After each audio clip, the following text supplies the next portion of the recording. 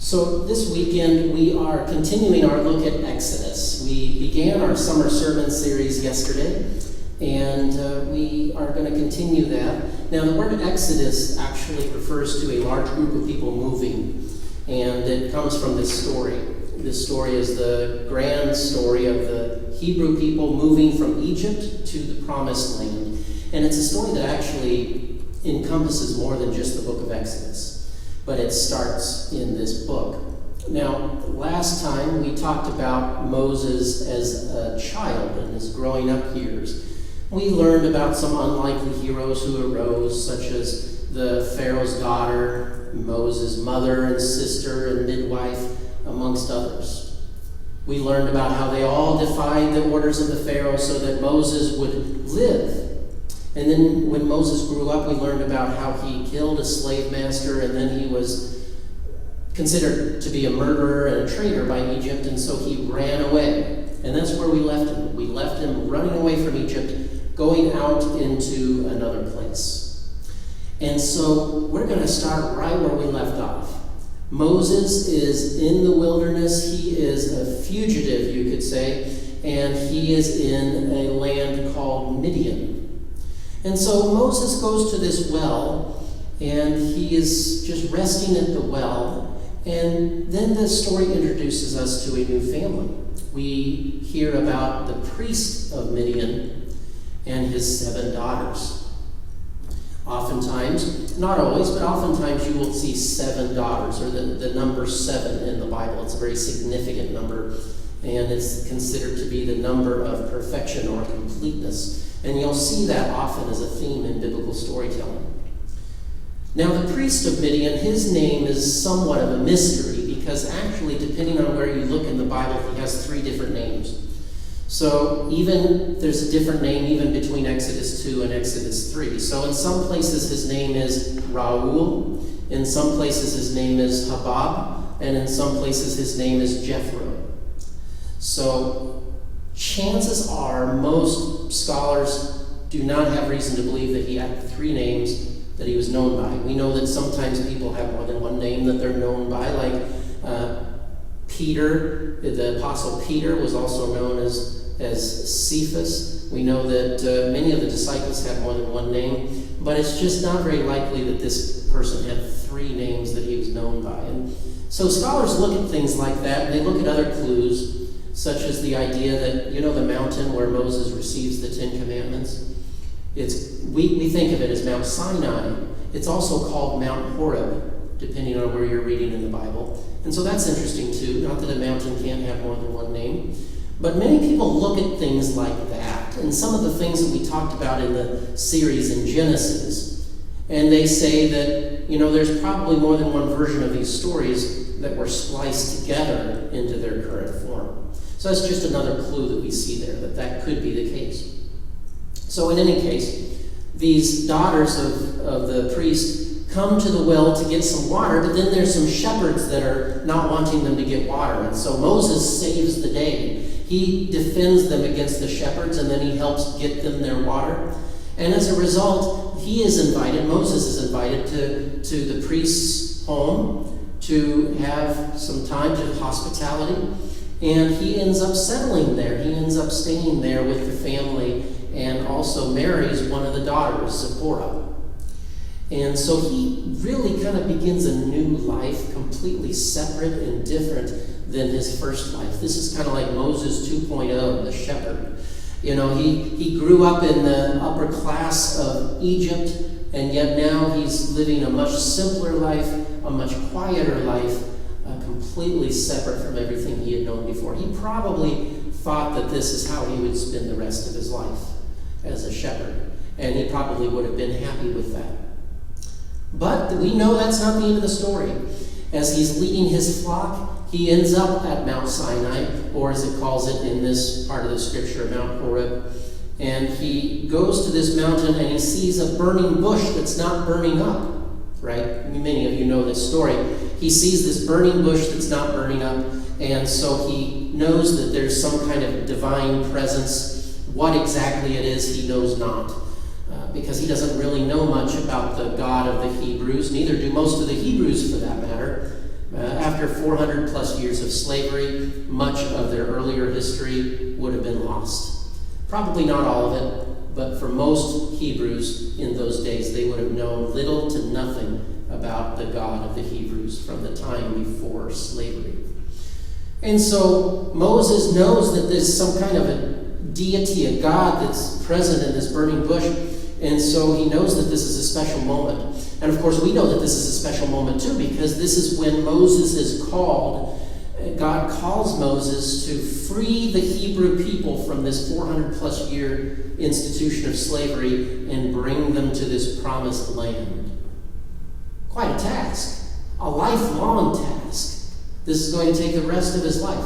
And so you can understand why Moses would maybe be a little hesitant, why he might be giving some excuses to why he might not be the best person for the job. And indeed, that's exactly what he does. The first thing he asks is, who am I to do this? Who is he indeed? After all, he ran away from Egypt because they considered him a murderer and a traitor. Indeed, who is he to go back to Pharaoh now and ask for the freedom of his people? Yeah, right. Why would the Pharaoh listen to that? Who am I indeed? And he also asks God, what's your name? Who should I tell them has sent me? Moses and many of the people in that day did not necessarily just believe in one God. So the Bible teaches that there's one God, but not everybody always assumed that, including the Hebrews at this point in time in history. And so as far as Moses knew, it could be any number of gods. So who are you? What name should I tell people if I go back to them? What should I tell them is the name of the God who sent me? And so God gives his name, which is, in English, it's not a good translation, but I am. I am what I am. And basically, if we were to take the Hebrew word for that, and we were to try to translate it into English letters, because Hebrew letters are not the same as English letters, it would be the letters YHWH. Those are the, literally translated, it's YHWH. Funny thing, and I'm not a Hebrew expert, by the way. I barely got through Hebrew class. That was not fun. And so I'm not trying to pretend that I know a whole bunch about the Hebrew language, because I don't, believe me. But one thing that I do remember, because it made it even harder, is that the original Hebrew did not have vowels. They only had consonant letters. The vowels were assumed. And so later on, vowel markings were added, kind of like a code. Okay, this mark means this sound, And they added vowel markings above the letters afterwards, but still the pronunciation of God's name has largely been lost. Now, many people who are much more knowledgeable than me would say that the pronunciation is probably Yahweh. Yahweh is a possible pronunciation, but the Jews of those days, they would be happy that we're not sure how to pronounce the name of God, because for the Jewish people, the name of God is so holy that it should not be pronounced. In fact, some people who worked with translating the scriptures, they sometimes would, on purpose, change some of the vowel markings so that people would pronounce it differently, so they wouldn't be tempted to pronounce the name of God correctly. That's where we get the name Jehovah from. Is from a mispronunciation of whatever the correct pronunciation of Yahweh is. And so we have this approximation of what the name of God is. It really isn't the most important thing in the world to try to solve that mystery. But God gives Moses his name. Tell them I am sent you. Okay? So Moses says, oh Lord, what if they don't believe me? What if I go to the people and they don't believe a word I say? And so God gives him some magic tricks, so to speak. He said, he teaches Moses how to turn his staff into a snake and then back into a staff. He teaches him how to put his hand in his cloak and then it becomes leprous, and then he can put it back in and it becomes better again. He tells him that you can take some water from the Nile and put it on the ground and it'll turn into blood, and that they'll believe you that I sent you. Okay, so Moses is thinking, I can just imagine he's thinking, what else can I say to get out of this? And so he says, well, I am not very good at speech. I'm very slow of speech. Some people believe that perhaps Moses had an actual speech impediment. Perhaps it could also be he just wasn't very eloquent and he was not a confident speaker. We don't know for sure. But God says, what about Aaron, your brother? He could be your spokesperson. And you can think Moses saying, quit trying to get rid of all my excuses, God. And so this leads to another interesting question, just a fun thing to think about. Why does Moses have a brother if there was a policy that all Hebrew baby boys would be killed? Well, it could be that perhaps he was born before that policy, or it could be that he was born after that policy. We really don't know, but it's just an interesting thing to think about. He must have been born when they did not have that policy. And we also know that, as we said, the midwives also routinely defied the Pharaoh's order. So it's always possible that Aaron somehow got away with it, and maybe the policy ended and she didn't have to try to hide him and send him off somewhere. So anyway, God says, well, your brother Aaron, he can be your spokesperson. He'll speak. I'll tell you what to say, but Aaron can say it. Okay, so the wheels are turning in for Moses as he's coming up with another excuse. And he says, please send someone else. He's out of excuses. I don't want to do it. And at this point, God gets mad, and God just gets upset, and he says, basically that I will tell you what to say, I will be with you, all these assurances about Aaron and everything else, now go. And so Moses, fresh out of excuses, says, okay. And so he gets his family, and he and his family go forth. Oftentimes we forget that his family went with him to Egypt. Now at some point they must have left, maybe when things got intense, but they originally went with him to Egypt. And they first meet with Aaron, his brother, and they talk to him about it. And then they meet with the elders, some of the leaders of the Hebrew people, and they talk to them, and Moses shows them the signs and everything that God said to use, the staff, the hand. And they believed him. They believed that God had sent him. So Moses was not acting alone, as is oftentimes portrayed in the movies. He had Aaron, his spokesman. Oftentimes in the movies it's Moses speaking. And as we read through the story, we'll see that eventually Moses does seem to be the one who's speaking. I don't know if they're just forgetting to say that Aaron was there, or perhaps Moses gained confidence as things went along. But at first he was with Aaron, he had his family with him. He was certainly not alone. So this is where we leave off today for our story. We'll continue it the next service as we look at the plagues, as he tries to get Pharaoh to let his people go. But what a story it is already. This is a defining moment in Moses' life. This is the call of God on his life.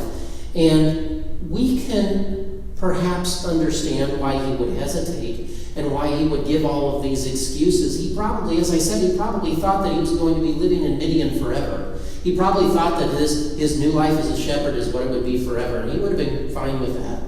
And so now his life is taking on a completely different trajectory, and indeed this is what we will remember Moses for, not being a shepherd, but the times that he was a shepherd, there are not many stories about until he meets the burning bush. So we remember Moses for answering the call during this defining moment in his life. I wonder what kind of defining moments we have in our lives. There are obvious ones, the milestones, birth of children, birth of grandchildren, weddings, certain milestones that we have in life that we think of maybe as a defining moment that reflects our life. But we also, in particular in the context of our story today, defining moments having to do with God's call on our life. Those can also be defining moments. Now for Moses, it was a very big one. It was dramatic with a burning bush. But for us, our defining moments might not be as dramatic as that, as a burning bush. It might be a little bit more everyday. It might seem a little more common. And sometimes they are so common that we may not recognize them. And so then we have to ask, do we recognize the defining moments in our lives when they are happening? Because oftentimes we don't recognize those moments until they're in the hindsight, until we're looking back and we can see that God was there, or that, just in retrospect, we can see how much our life has changed from that defining moment, and we can say, God was there, or I didn't realize that God was calling me to something, but now as I'm living into it, I see that that was the case. It could be anything. It might not be, it's not going to be the same as Moses' call, I guarantee you, but it might be something big. It might be something that's not so big. It doesn't have to be a huge thing. It doesn't have to completely change your life where you have to go relocate to another country or somehow affect your job. It can be volunteering for something. It can be helping somebody in the community. It can be a number of things. It can take many different forms. It can take the form of a still small voice. It can be an idea that keeps popping up either through reminders or circumstances, or maybe people are telling you, you really ought to do this, or have you ever thought about doing that? And it leads us to question and ponder. Sometimes the defining moments in our lives just come from very little. Sometimes it can just be sitting and relaxing and not doing much of anything, and then all of a sudden you feel something, or you get a thought about something, an idea that continues to grow in your life. And you can have a defining moment like that in your life, and you can do the right thing and still not realize that that's what it was until it's in the hindsight. And that's okay. And you might ask, well, how do you know if it's God calling you or something else? Well, ultimately you don't, for sure. You can spend time in prayer and discernment, but eventually you're going to have to act, not being 100% certain that you're right, because we are not 100% certain of most things in life. We don't have 100% certainty. Sometimes we like to think we have certainty in a lot of things, but by and large, that's a myth.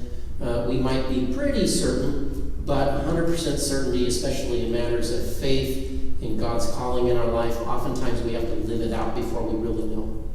And so sometimes we have to act in faith. I am sure that Moses was not 100% certain that this was going to work. Even when he said yes, and even when he came to Egypt, he was probably not 100% certain. And I guarantee you that the first few times when he goes to Pharaoh with a sign, and he says, let my people go, and then Pharaoh becomes more stubborn and changes his mind, and in fact makes life even harder for the Hebrew slaves, Moses probably was really doubting at that point that any of this was going to work. And I would guess that at certain points he was probably questioning whether or not leaving Midian was the best thing to do. I guarantee.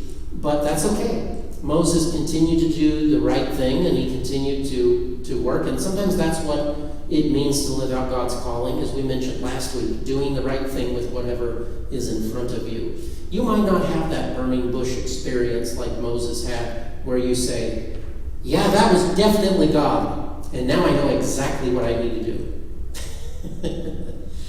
Sometimes those things do happen, but so often they don't happen that clearly, And so we have to use prayer and discernment like most people, and we have to have our own doubts and sometimes excuses for why we think we're not the best person for the job.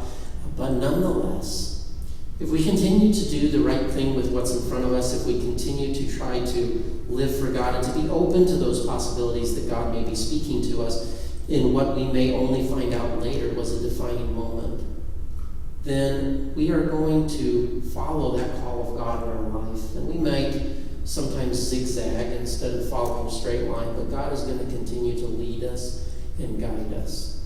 And so that's really comforting to know that even in the midst of fear and doubt, we can still live in faith. As I mentioned a couple weeks ago, faith in the midst of fear and doubt. And so much as Moses had his burning bush moment, and as he lived that out, sometimes zigging and zagging along the way, may we also see the defining moments in our lives for what they are, even if we don't see them until they're in the hindsight. May we see, even in hindsight, how God has been working in our lives in big things and in small things. And may we continue to live into our calling, whatever that may be, even if we sometimes zigzag and have fears and doubts. May we continue to live into that calling, that we too might do good things for Christ. Amen.